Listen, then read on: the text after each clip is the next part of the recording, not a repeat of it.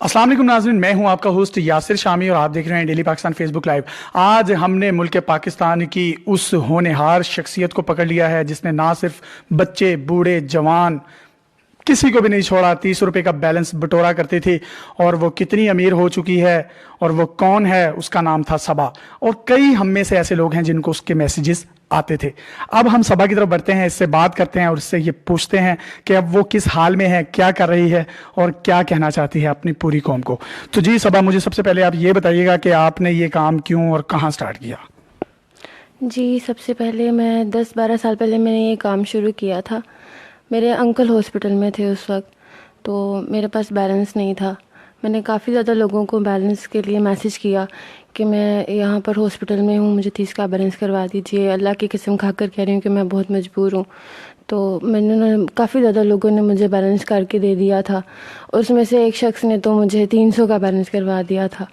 مجھے اس وقت ایک ایسا مائنڈ میں یہ کوشچن سا کلک کیا کہ تم یہ اچھا ایک انٹرپرینیورشپ اچھی ہو سکتی ہے یہ، تو میں نے وہیں سے یہ بزنس سٹارٹ کیا۔ آپ یہ کہنا چاہ رہی ہیں کہ آپ نے جو بیلنس منگوانے والا جو میسج جو ہے پورے پاکستان میں وائرل کیا، اس سے جو آپ کو رقم اکٹھی ہو رہی ہے، تو آپ اس کو بزنس یا انٹرپرینیورشپ کا نام دے رہی ہیں؟ جی بالکل، سب سے پہلے مجھے یہی لگا تھا کہ یہ ایک اچھا بزنس ہو جائے گا، تو میں نے یہ کام شروع کر دیا تھا اسی وقت سے۔ اچھا، مجھے یہ بتائیں، اب تک آپ نے پورے پاکستان سے میسیجز کر کے لوگوں سے تقریباً کتنی اماؤنٹ جو ہے سافٹ فارم میں، ایزی لوڈ کی فارم میں، کارڈز کی فارم میں جو ہے وہ کلیکٹ کی ہے؟ میں نے تقریباً 57 لاکھ میں نے کلیکٹ کر لیے ہیں اس وقت تک۔ جی 57 لاکھ روپے یہ صبا اکٹھا کر چکی ہے۔ تو مجھے آپ یہ بتائیں، آپ کو یہ کام کرتے بالکل شرم نہیں آئی؟ اب آئی ہے تو آپ کے شو میں آئی ہوں نا، تو میں معافی مانگنا چاہتی ہوں سب سے کہ میرا یہ جو میں نے کام شروع کیا تھا میں اب اس کو ختم کر رہی ہوں۔ میں معافی مانگتی ہوں، اللہ کے حضور بھی معافی مانگتی ہوں کہ میں بہت غلط کام کر رہی تھی۔ اب مجھے اس بات کا افسوس ہوتا ہے، میں بہت شرمندہ ہوں اس کام کی وجہ۔ چلیں، یہ تو بہت اچھی بات ہے کہ اگر آپ نے معافی مانگ لی ہے، اللہ کے حضور بھی معافی مانگ رہی ہیں، پوری قوم سے بھی معافی مانگ رہی ہیں، دیر آئے درست آئے۔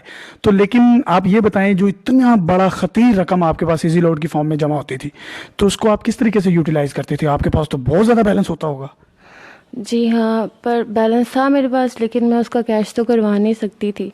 تو میری دوستیں تھیں، انہوں نے مجھے مشورہ دیا۔ میری ایک دوست تھی عاشی، اس نے مجھے کہا کہ تم ایسا کرو کہ تم پی سی او وغیرہ کھول لو، مطلب کہ تم لوگوں کو بیلنس جو تمہارے پاس اب اتنا زیادہ اکٹھا ہو گیا ہوا ہے تو وہ تمہارے تو کسی کام آئے گا نہیں، تو تم ایسا کرو تم لوگوں کو شیئر کرنا شروع کر دو۔ تو میں نے 2-3 موبائل لیے اور میں نے لوگوں کو پھر بیلنس کی طرح سے مطلب کہ وہ میں نے شیئر کرنا شروع کر دیا۔ اچھا، یہ جو متاثرین تھے جن کی تعداد بہت زیادہ ہے، جو آپ کو بیلنس وغیرہ کروایا کرتے تھے، ان میں آپ مجھے یہ بتائیں کہ کون کون سے متاثر کن شخصیت تھی جو کہ بہت دلچسپ بھی ہوں، جو آپ ہماری آڈینس کے ساتھ شیئر کرنا چاہیں؟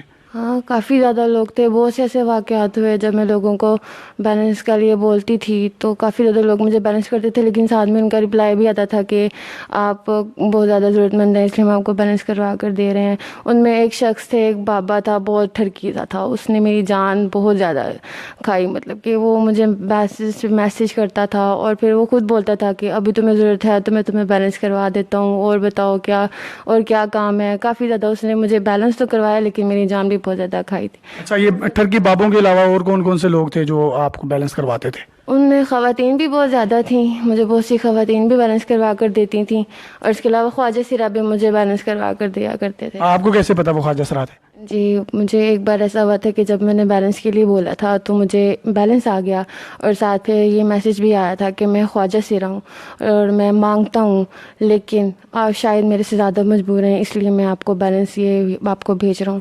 تو اس وقت مجھے ایک ایسا فیل ہوا تھا کہ یار میں غلط کر رہی ہوں۔ تو ایسا کون سا واقعہ ہے جس نے آپ کے دل کو بھی چینج کر دیا اور آپ توبہ کی طرف آ گئی ہیں اور معافی مانگنا چاہ رہی ہیں؟ کوئی ایسا کیا تو ہوا ہوگا دل دہلا دینے والا؟ یہ ایک ایسا واقعہ ہوا تھا نا کہ خواجہ سرا نے بولا کہ میں مانگتا ہوں سڑکوں پہ کھڑا ہو کر، لیکن شاید تم مجھ سے زیادہ مجبور ہو، اس لیے میں تمہیں بیلنس بھیج رہا ہوں۔ تو یہ ایک ایسا واقعہ تھا جس نے جو مجھے بہت زیادہ ہارٹ ٹچنگ تھا، اور میں نے جب سے میں نے کہا یار میں غلط کر رہی ہوں، بہت زیادہ غلط کر رہی ہوں۔ تو جب بیلنس آتا ہے تو شرم نہیں آتی انسان کو؟ جب بیلنس آتا تھا تب شرم نہیں آتی تھی۔ اب کیسی شرم آ رہی ہے؟ اب لگا نا کہ میں بہت غلط کر رہی تھی، اس لیے میں نے یہ سب کچھ چھوڑ۔ چلیں، آخر میں کوئی پیغام دینا چاہتی ہیں، کوئی بات کرنا چاہتی ہیں تو آپ کر سکتی ہیں۔ جی ہاں، میں سب سے یہی کہوں گی کہ جتنے بھی لوگ ہیں اگر میری طرح کا کام کرنے کا سوچ رہے ہیں تو پلیز یہ کام مت کیجیے گا، کیونکہ آپ پہلے تو بہت زیادہ آپ کو اچھا لگتا ہے، لیکن آخر میں آپ شرمندہ ہوتے ہیں اللہ کے حضور بھی اور ساری دنیا کے سامنے بھی شرمندہ ہو گئے، جیسے کہ آج میں شرمندہ ہوں. لیکن میں اللہ سے معافی مانگتی ہوں، سب سے معافی مانگتی ہوں. تو جی ناظرین، یہ ہمارے ساتھ صبا موجود تھی، دیر آئے درست آئے، انہوں نے معافی مانگ لی ہے، اور میرا خیال ہے اس قوم کو بھی اس بچی کو معاف کر دینا چاہیے، کیونکہ آپ میں سے کوئی میجورٹی جو لوگ ہیں وہ بے وقوف نہیں ہے. میں بھی ایک بے وقوف بن گیا تھا، میں نے بھی اسے لوڈ کروا دیا تھا.